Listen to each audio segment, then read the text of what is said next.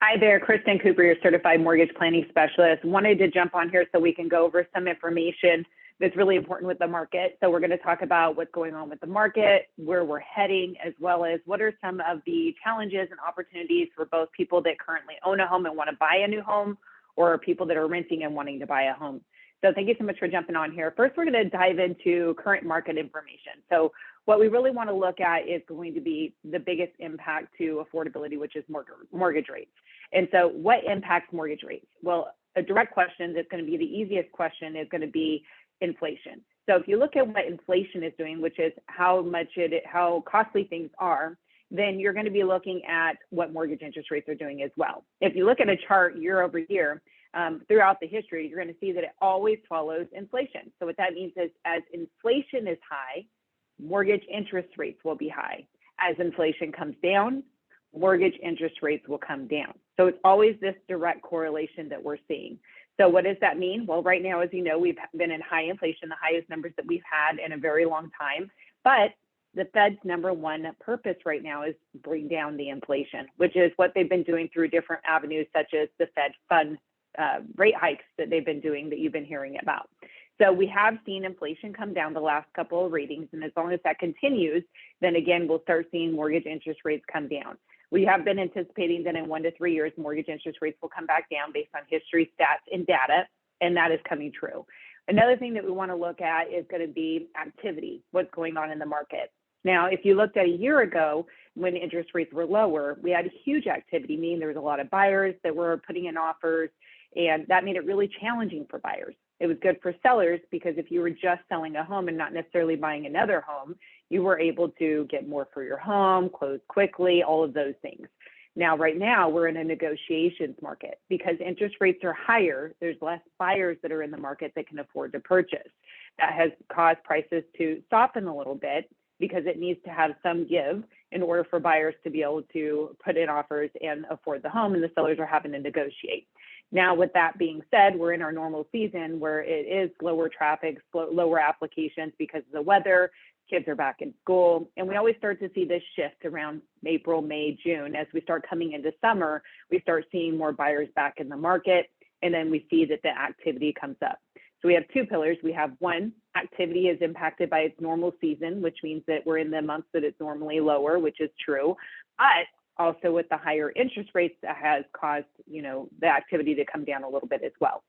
We are seeing though, we just talked about inflation's coming down. We're already starting to see a little bit of a trend with it. So we do see that people are purchasing. The activity has gone up 25% week over week, the last ratings that came out. So that means that we have more buyers that are back in the market. Interest rates have come down from the highest peak. We do see some volatility going up and down, but a lot more people are feeling more comfortable taking advantage of the opportunities in this market, which we're going to talk about. So we are seeing the applications are going up, and we are starting to see, if you look at this chart here, it just shows purchase activity, and we go back to 2018, 2019, we're going to be back up to those levels pretty quick. As you can see here, we're already starting to see a trend upward. Why is this important for you to understand? Because understanding what impacts mortgage rates, which impacts affordability, is going to impact the price of homes. Now, we talked about how inflation impacts mortgage interest rates. We are heading into a recession. Some would argue that we're already in a recession.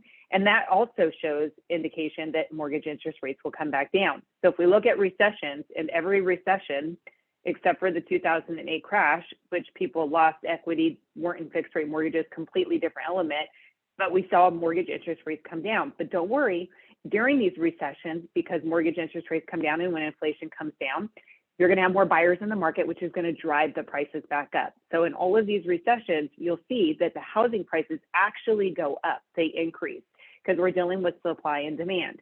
So what we want to be looking at is inflation. As inflation continues to go down, recession, those all are going to show signs to mortgage interest rates coming back down, more buyers back in the market, driving up prices. So we want to talk about the challenges and the opportunities in these markets. Again, a buyer's market means that you're able to have a negotiation, you're able to maybe negotiate the price or credits or inspections and repairs. All of that is the type of market that we still have right now, even though we are starting to see it shift a little bit. But when we get to a seller's market, which means we have more buyers that are back in the market, which happens with either lower prices of homes, and or lower interest rates. And like I said again, we already are seeing that inflation is coming down, which means lower interest rates are on the rise. That means more buyers are back in the market. So what does that mean for negotiations? Less or no negotiations. So a year ago, when people were having to put in $40,000, $50,000 over asking price, we were having to remove inspections. It really creates more risk for the buyer when you're buying in that market, and it makes it more challenging. As you can see here, this meme I love because it was so true. It was the reality, and it will be the reality again as we go through cycles. You know, you look at 47 homes, and you know you don't have any accepted offers, and you started months ago. So we have people that are looking for a year or 2 years that couldn't get their offer accepted. So what does that all mean? It means that you really just need to understand how the market works so that you can figure out what's going to be the best opportunity for you, either as a current renter or, you know, somebody that already owns a home and is wanting to sell and buy another home.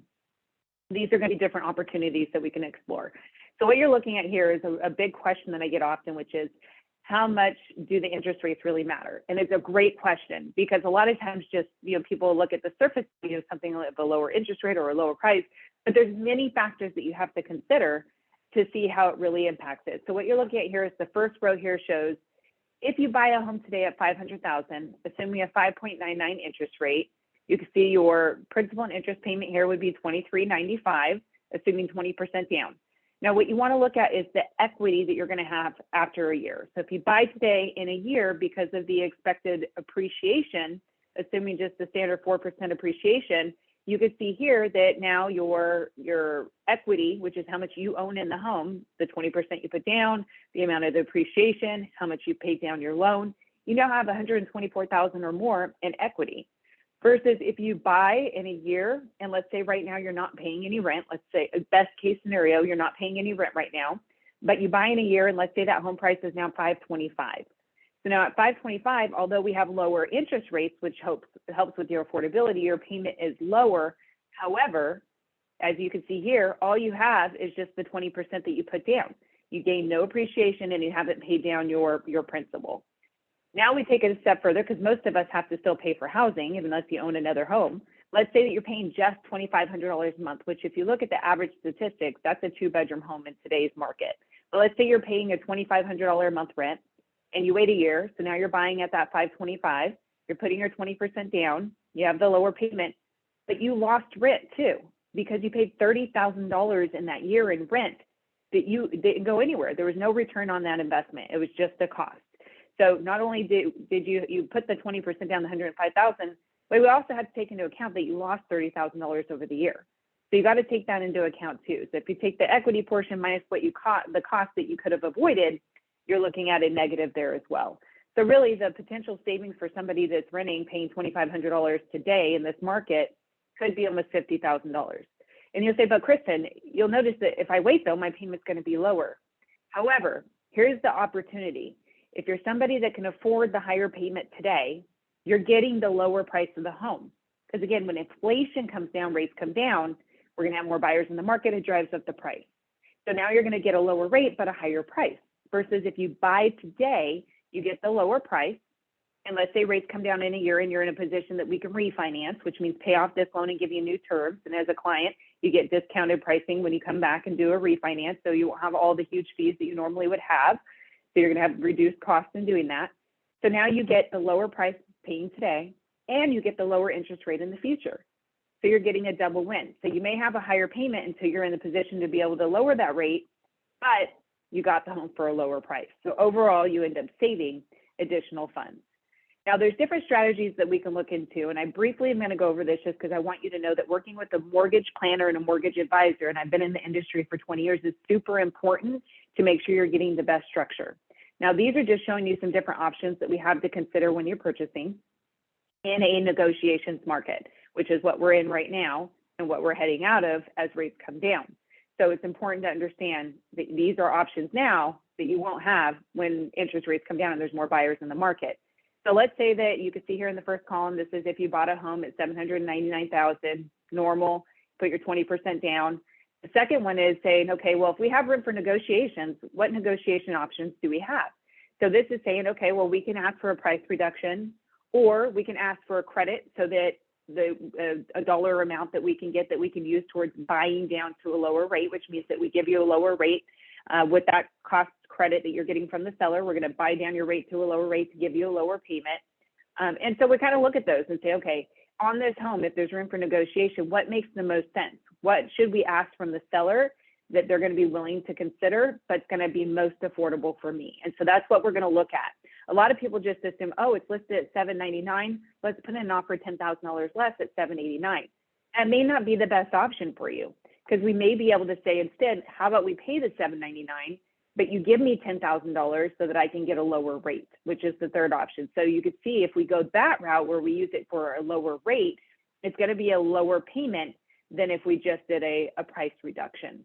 So understanding how to use those funds is super important when structuring your financing. There is another option that we can potentially consider, which is called a 2-1 buy down. Simply what it means is that you're getting a credit to give you lower payment options for 2 years, so that it helps you to be able to afford a lower payment as you're transitioning and being in a position to potentially refinance in the 2 years so that you can get your payment down. What's really great about this option is that buy down, which means a fee that either you or the seller is going to pay, will reduce your payment. So if you look below on the screen here, it shows you that same scenario where we said your payment for your 3730.20 would be the monthly principal and interest payment. That's your normal payment based on the 5.75 rate. But that first year, you get a rate of 3.75. You get 2% lower in your rates the first year. So that means your payment's only $29.60 the first year. The second year, it steps up by 1%. So now your rate is 4.75. And now your payment's $33.34. And then on the third year is when you would go to the $37.30. In this scenario, it would cost about $14,000 to be able to do that. That the $13,989, that is paying for the monthly savings. It's a subsidy, meaning that however much you're saving each month is going to be paid up front, and then that's used towards your monthly payment so that it steps up to your payment. The good thing about this program is that, let's say that in a year, you're able to refinance and get a new loan. Whatever you haven't used gets refunded. So you get that money back. It's not lost money. So it's really important to understand this strategy versus a permanent rate buy down, which means you pay a fee to get a lower rate, to figure out based on where we're at, where the market's going, what's going to be most affordable for you. So having those opportunities again in a negotiation market is very, very valuable. And this is just a scenario case study. This is to explain to you what I mean by that. So let's say you sell and buy today. So let's say that you already own a home. You sell that home for $500,000. Your net proceeds, which is how much you're going to get after selling the home, is $150,000. Let's assume we put that into a new purchase of $600,000. And we use that 2-1 buy down strategy, which means we use some of the money between the seller credit and your funds that we're going to use towards reducing your payments. So now your payment on year one is going to be roughly $29.22, payment on year two, $32.03, and then payment on year three, $35.01, including estimated property taxes and insurance. But you'll say, Kristen, well, I mean, my payment's going to go from $26.50 that I'm paying right now, and my payment in year one's going to go to $29.22. That's fine, and even the $32.03 is fine. And $35.01 is, a little bit higher than what I'm really wanting to pay. Well, here's the great news is that, again, as we talked about with rates coming down, the likelihood that you're going to get a new loan before that year three is very likely. Now, is there a potential that you would have to pay that year three and going forward? Yes, so you still need to qualify for it. But here's the great thing. Once we refinance you, let's say in a year rates drop down to 4.25. Well, now your new payment's only $3,061. So you may buy today and have a higher payment temporarily, but your final payment when you refinance would only be about $3,061. Now, if you waited, let's say that you don't go this direction and use this program and you waited and you buy in a year, lower rates equals higher price for a home. Let's say that home now you sell your home for higher. So you do get the benefit of selling your home for $530. So it gives you a little bit more net proceeds and you purchase a new home. But now that new home is worth $636. So it's no longer $600,000. You got more for your home when you sold it, but now you're paying more for a home, which means higher property taxes on your payment. But now you could see that if you wait a year, your new payment's going to be about $32.42. So you could buy today, have the step up in payments to where you do have year one, year two. But then when rates drop, you'll get a permanent payment if the rates are about 4.25, around $3,061, versus a total payment of $32.42 ongoing because you paid more for the home even though you're getting the lower rate. So a lot of people ask, oh, I don't really want to buy, or I don't want to sell and then buy because of where rates are. And as you can see in this example, using different strategies is more affordable for you.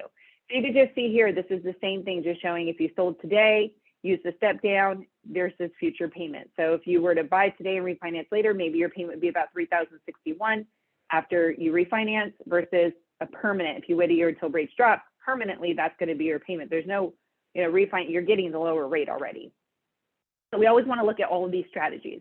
So when we're looking at your mortgage plan and we're looking at these, what's the purchase price? How much room do we have to negotiate? What's the best way to use those funds? Is it with a price reduction? Is it with getting a lower rate? Is it using the lower payments for year 1 and 2? We're going to look at all those options to see what's going to be the best savings option for you. That's my promise to you, is to always look and give you competitive advantage by looking at your mortgage options and mortgage planning.